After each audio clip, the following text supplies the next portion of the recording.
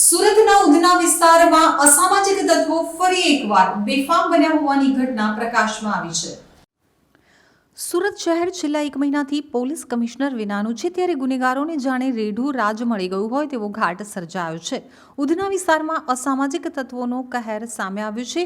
ઉધનામાં સલીમ ઝણકારની ગેંગે ફરી માથું ઉંચક્યું છે. યુવકો ઉપર જાહેરમાં ઘાતક હથિયારોથી હુમલો કરનારા સીસીટીવીમાં કેદ થયા હતા.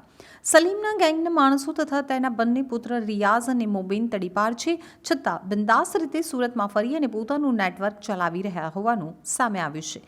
આ ગેંગ વિરુદ્ધ ઉધના તથા સુરત શહેરમાં અનેક ગુનાઓ દાખલ થયેલા છે.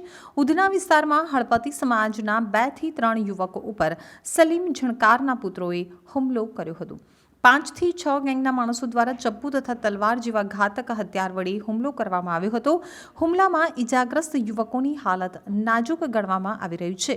ઉધના વિસ્તારમાં ખુલ્લા હથિયારો સાથે મોટરસાયકલ ઉપર આ ગેંગે આતંક મચાવ્યો છે. પ્રજામાં ડરનો માહોલ છે, ત્યારે પ્રકારની ઘટના સીસીટીવીમાં કેદ થઈ ગઈ છે, જેના ફૂટેજ પણ સામે આવ્યા છે.